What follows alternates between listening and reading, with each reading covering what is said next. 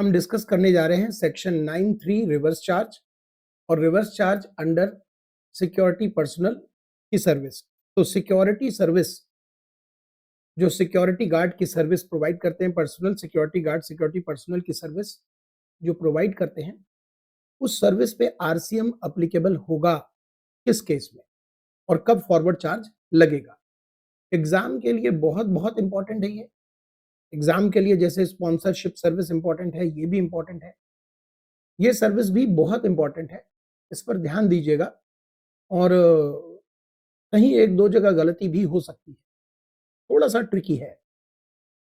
चलिए, इसमें तो बड़ा आसान है, सप्लायर और रिसिपिएंट को पहचानना, सर्विस की पहचान। तीन चीजें आपको हमेशा मालूम होनी चाहिए, ये आरसीएम के केस में भी और ये एग्जम्पशन के केस में भी। बाकी तो पूरे जीएसटी में ही पता होना चाहिए कि क्वेश्चन में सबसे पहले आपको आइडेंटिफाई करना चाहिए सप्लायर कौन है, रिसिपिएंट कौन है और सर्विस कौन सी है। ये क्लैरिटी तो क्वेश्चन में होनी चाहिए, तभी आप क्वेश्चन को आगे प्रोसीड करें। ठीक, अच्छा, तो सप्लायर मालूम है, रिसिपिएंट मालूम है और सर्विस कौन सी है, सिक्योरिटी पर्सनल प्रोवाइड करने की सर्विस, उनको सप्लाई करने की सर्विस। अगर यहां सप्लायर, अब चलिए समझने के साथ साथ रटेंगे, अगर यहां सप्लायर बॉडी कॉर्पोरेट है तो फिर आगे आपको ये नहीं देखना, यानी सप्लाई करने वाला बॉडी कॉर्पोरेट है तो फिर आपको नहीं देखना, फॉरवर्ड चार्ज ही लगेगा। फिर रिसिपिएंट कोई भी हो सकता है, रजिस्टर्ड भी हो सकता है, रिसिपिएंट रजिस्टर्ड भी हो सकता है, रजिस्टर्ड भी हो सकता है, अनरजिस्टर्ड पर्सन भी हो सकता है, कोई फर्क नहीं पड़ता। अगर सप्लायर बॉडी कॉर्पोरेट है तो always forward charge, always forward charge. और सप्लायर इज लायबल टू पे GST if is taxable person, ये ऑब्वियसली ये बात तो बनी रहेगी। ठीक है, अब अगर supplier other than body corporate है, इंडिविजुअल है, एचयूएफ है, फर्म है, एलएलपी है, एयूपी है और रिसिपिएंट अनरजिस्टर्ड पर्सन है तो again forward charge. Recipient unregistered person है, अगेन फॉरवर्ड चार्ज। अब मैं मानता हूं इसमें आप लीजिए केस 1, इसको कर देते हैं केस 2, इसको कर देते हैं केस 3 और इसको कर देते हैं केस 4 डिस्कशन के लिए। अब केस 1 में सप्लायर लायबल है, सप्लायर को टैक्सेबल पर्सन होना पड़ेगा तभी जीएसटी जमा कराएगा।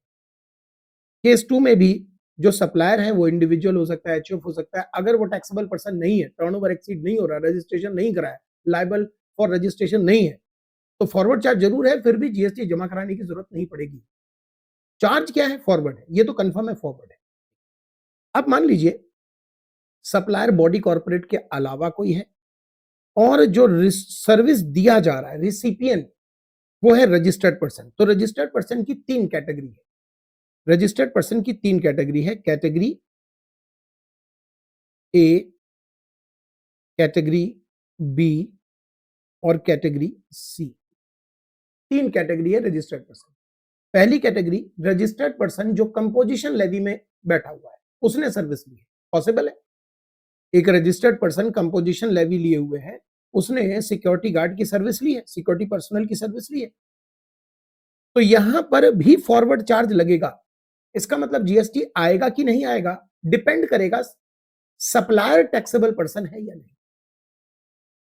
ठीक, सेकेंड केस में registered person government, local authority, governmental authority और इन्होंने रजिस्ट्रेशन सिर्फ टीडीएस के कंप्लायंस के लिए लिया है।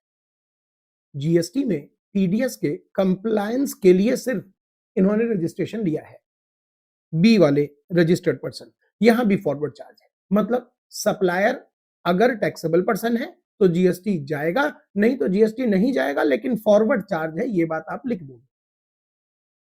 अब रिसिपिएंट रजिस्टर्ड पर्सन है अदर देन ए और बी, ए और बी केस को छोड़कर रिसिपिएंट रजिस्टर्ड पर्सन है, तो यहां रिवर्स चार्ज है और रिवर्स चार्ज जैसे ही बना तो रिसिपिएंट को जीएसटी देना ही पड़ेगा, बात हो गई खत्म। यहां पर एक दिक्कत आती है एग्जाम में, क्या दिक्कत आती है, जब केस सी आप ले रहे हो और मान लो हमारा जो सप्लायर है, क्वेश्चन में सप्लायर मान लेते हैं एक फर्म है और क्वेश्चन आपको दे देगा कि ये एक रजिस्टर्ड पर्सन है, इसने जीएसटी में रजिस्ट्रेशन कराया हुआ है और ये दे रहा है सर्विस मिस्टर राम को, एक इंडिविजुअल को दे रहा है सर्विस मिस्टर राम को। ठीक है, जो अनरजिस्टर्ड पर्सन है, नहीं अनरजिस्टर्ड में तो बात नहीं बनेगी, मजा आएगा तब जब रजिस्टर्ड पर्सन, ये रजिस्टर्ड पर्सन। अब ये राम रजिस्टर्ड पर्सन है due to any section, section 22 भी हो सकता है, सेक्शन 24 भी हो सकता है, और शौकिया तौर पे रजिस्ट्रेशन करा लिया 25/3, ये भी पॉसिबल है।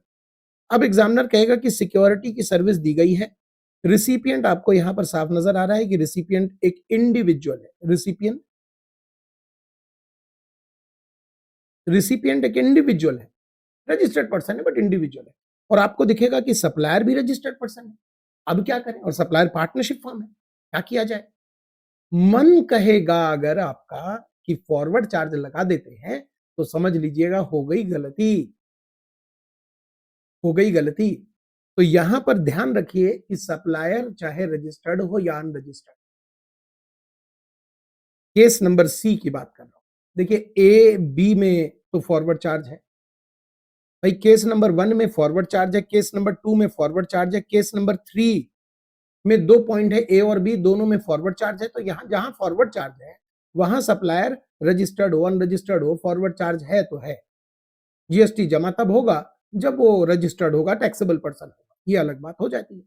लेकिन केस नंबर 4 में जहां आरसीएम लग रहा है, वहां पर अगर आपको सप्लायर टैक्सेबल पर्सन दिख गया तो एग्जाम में गलती मत कीजिएगा, रिवर्स चार्ज है, रिवर्स चार्ज ही रहेगा, और मिस्टर राम ही आरसीएम में जीएसटी जमा कराएंगे।